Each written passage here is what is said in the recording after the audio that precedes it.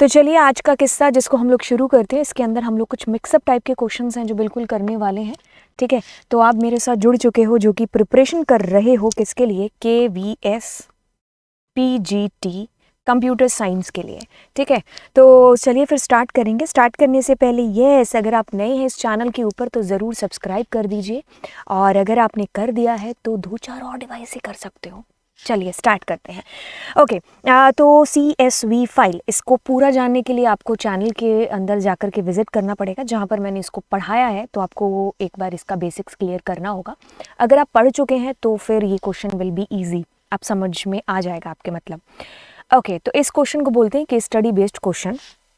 ऐसा होता है कि पूरे प्रोग्राम के अंदर कुछ फिल इन द ब्लैंक्स के अंदर चीज़ें छोड़ी जाती है, मतलब मिसिंग होता है, तो आपको वो फिलअप करना होता है। ठीक है, तो चलिए फिर पढ़ते हैं। कहते हैं कि Latika is making software on item and there price. Okay, Latika is making software on item and there price. एक तरफ आइटम होगी जैसे कि पेन हो गया, और फिर दूसरी तरफ उसका प्राइस होगा।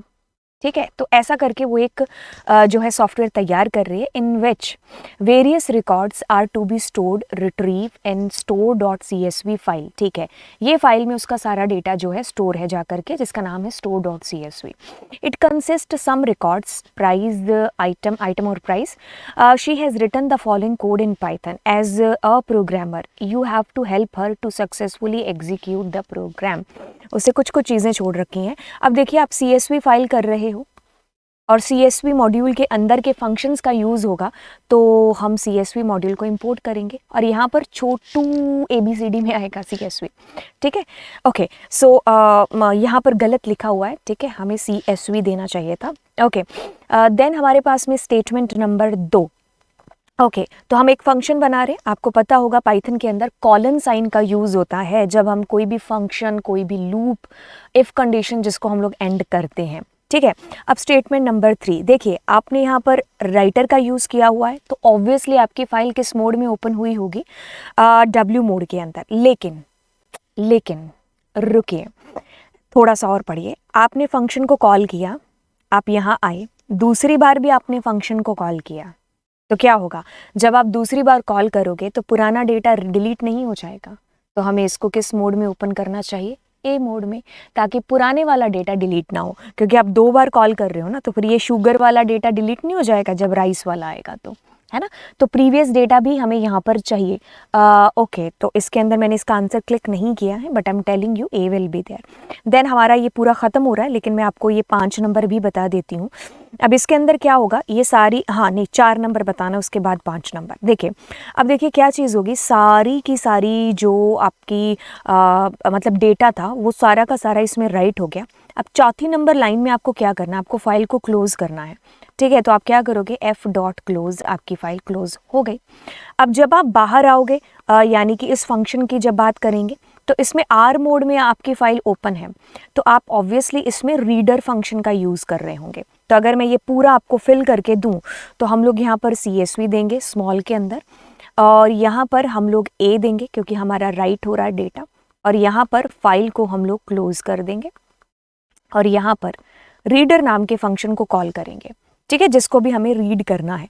तो ये हमारा पूरा का पूरा CSV का ये कोड बन गया। चलिए अब आगे चलते हैं। तो हम लोग नया अगला शुरू करते हैं, जिसमें हम mix and match question, mix up type के क्वेश्चन करने वाले हैं, जिसमें पाइथन बेसिक्स भी होगा आपका, मतलब पूरा पाइथन ही होगा, बेसिक से लेकर के पूरा फाइल हैंडलिंग। ठीक है, ये सारी चीज़ें होंगी। ओके, तो कहते हैं कि what is the value of x, x का वैल्यू क्या होगा। देखिए, अब देखो इसके अंदर सबसे पहले जो हमें अपने नॉर्मल मैथ्स के अंदर देखा होगा कि हम डिवाइड को या इसको मल्टीप्लाई को पहले सॉल्व करते हैं, तो अब हम इसको सॉल्व करेंगे।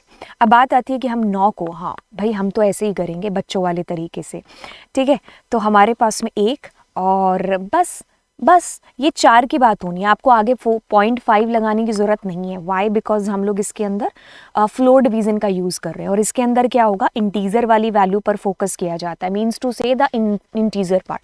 तो इससे आंसर जो प्रोड्यूस होगा, कहने का मतलब है, एक सेकेंड, कहने का मतलब है कि अगर मैं ऐसे लिखता हूँ या लिखती हूँ, तो हमारा आंसर क्या आएगा, 4।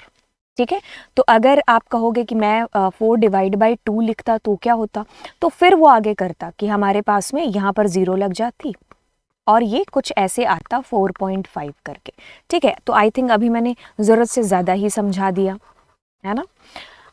ओके, तो अभी हमने क्या किया हुआ है, फ्लोर डिवीज़न। तो हमारा इससे आंसर क्या प्रोड्यूस होकर के आया, 4, ठीक है। अब आप क्या करोगे, 23 के अंदर इस 4 को कुछ प्लस करने वाले हो, तो हमारे पास में आएगा 2 7 1 4। तो ये कहाँ लिखा हुआ है, वही हमारा आंसर है, ठीक है।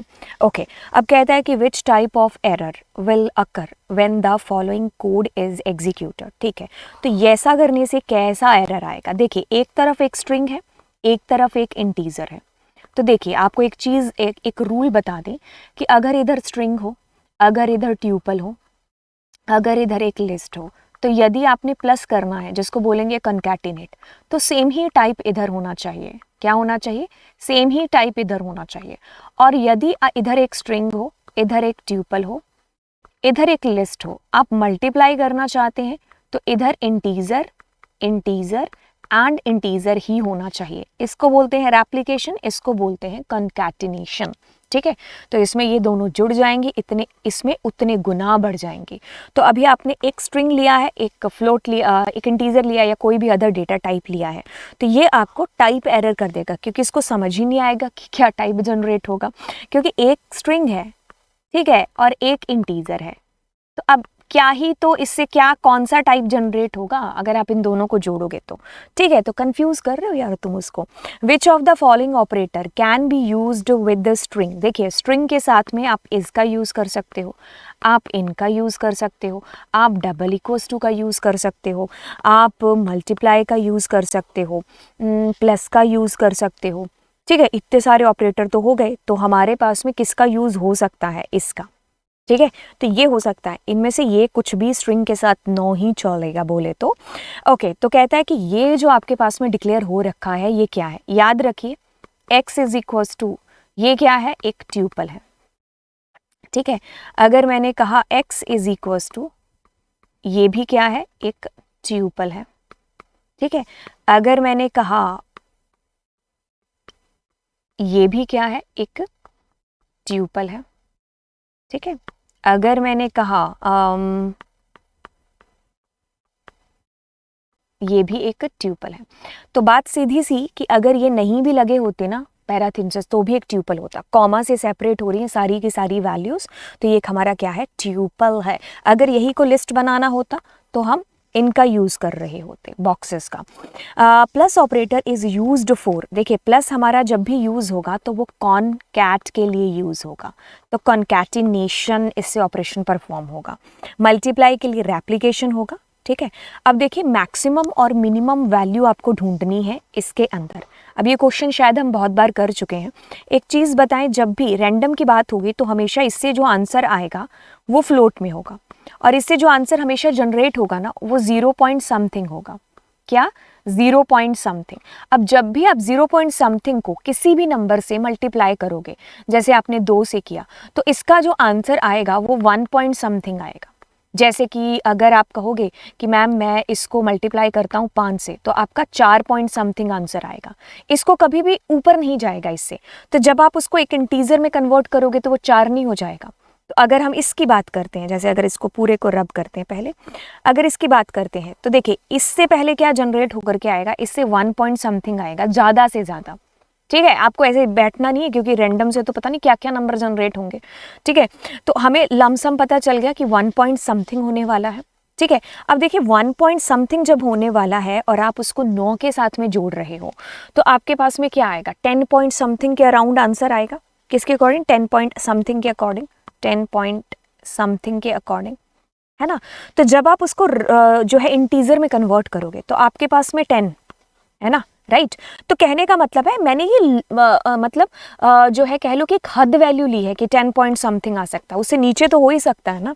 तो आप यहाँ पर कह लो कि अगर मैं एक देखो सीधी सी बात है, यहाँ से क्या जनरेट होगा, 1 पॉइंट समथिंग, ठीक है। और क्या होगा, मतलब हद है कि 1 पॉइंट समथिंग है, कम से कम तो 0 पॉइंट समथिंग कुछ भी आ सकता है। तो जब मैं इसको 9 से प्लस करूंगी तो मिनिमम वैल्यू 9 होगी, 9 तो होगा ही होगा ना। किसी भी नंबर को जब आप किसी से जोड़ रहे हो तो 0 ही क्यों ना हो, तो 9 तो होगा ना बेस वैल्यू। और मैक्सिमम कितना हो सकता है यहाँ पर, 10 हो सकता है, ठीक है। तो हमारे पास में इसमें मैक्सिमम वैल्यू ये रही और मिनिमम वैल्यू ये रही। बात को बस ध्यान से सुनना, इसको रन करके देखना। इससे जब भी आंसर आएगा 0 पॉइंट समथिंग है, तो जब भी आप इसको किसी भी नंबर से मल्टीप्लाई करोगे तो ये उस नंबर से एक कम तक, थोड़ा सा एक कम का मतलब है 1 पॉइंट समथिंग तक, मतलब 2 तक नहीं पहुंचा ना, 1.50 भी इट डजंट मीन कि इट्स 2, राइट। ओके, तो अब जब 1 पॉइंट समथिंग आएगा और आप उसको कभी 9 के साथ में जोड़ोगे तो वो 10 पॉइंट समथिंग होगा। कितना? 10 पॉइंट समथिंग, ज़्यादा से ज़्यादा, और कम से कम कितना? 9, है ना। तो जब आप उसको इंटीजर में कर रहे हो, आपको कौन सा मतलब फ्लोट की वैल्यू देनी है, आपको इंटीजर देना है ना। तो समथिंग को हम क्यों ही काउंट करें, तो हम इंटीजर में करेंगे। तो कम से कम 9 आ सकता है, ज़्यादा से ज़्यादा 10 आ सकता है। खैर, इसको मैं रैंडम मॉड्यूल के अंदर वाले लेक्चर में भी करा चुकी हूँ। अब अगर बात करेंगे इसकी, तो ये क्या है? एक ट्यूपल है। अब ये कहता है कि अगर मैं ओके, तो ऐसा करने से क्या होगा, मतलब आपके पास में इट इज़, एक सेकेंड रुकिए, it is 1 2 and 3। So what you gonna do their, multiply कर रहे हो 2 के साथ में, तो ये क्या हो जाएगा? रेप्लिकेट हो जाएगा। क्या हो जाएगा? रेप्लिकेट हो जाएगा। तो ऐसा आपको कहीं दिख रहा है, वही आपका आंसर है यहाँ पर, ठीक है। अब ये कहता है कि इसका आउटपुट बताइए। फाइल को ओपन किया, the mode is are mode, ठीक है। अब आपने क्या किया, अपनी फाइल के अंदर से 8 कैरेक्टर को रीड कर लिया। अब आप पूछ रहे हो कि तुम कौन से नंबर पर पहुंचे, मतलब तुमने बंदे को 8 कैरेक्टर तक पहुंचा दिया। आप पूछ रहे हो कि तुम कहाँ पर हो, तो वो 8 पर ही तो होगा ना। ओके, तो अब आपने क्या किया, RB मोड में फाइल को ओपन कर लिया, ठीक है। अब देखिए, जैसे ही आपने 2 लगाया, इसका मतलब आप फाइल के लास्ट में पहुंच गए। हमने कहा शाबाश। अब वहां से आप पीछे 6 कदम बढ़ रहे हो, तो आपने क्या कहा, 1 2 3 4 5 6, तो मतलब आप L पर हो, या फिर ऐसा कह लो कि L से शुरू होंगे। तो वहां से आप सारा रीड कर रहे हो, जहां पर आपकी फाइल का पॉइंटर है, तो वहां से आप सारा रीड कर रहे हो। Pointer is where, pointer is यहाँ पर, है ना। तो अब क्या होगा, LA लाइव आप लोगों का आ जाएगा, ठीक है। अब इसको किसी और तरीके से कर लेते हैं। मान लीजिए यहाँ पर सीख ऐसा लिखा होता, क्या 9 लिखा होता और 2, ठीक है। तो अब आप क्या करते, यहाँ पर थे तो आप 1 2 3 4 5 6 7 8 9, तो मतलब A पर हो। तो अगर मैं यहाँ पर इसके अंदर क्या दे देती, 2, तो क्या आ जाता आपके पास, आप A पर हो ना, तो आपके पास आंसर इस केस में AI आता, ठीक है, क्योंकि आपने कहा 2 कैरेक्टर रीड करने। लेट सपोज कि तुम यहाँ पर कुछ नहीं देते, यहाँ पर कुछ नहीं देते, ये एज इट इज रखते, तो जहां पर हो, कहाँ, A पर, A से सारा, तो AILA लाइव उस टाइम आता, ठीक है। Okay, a programmer has confusion in understanding the behaviour of opening a file in W mode, ठीक है।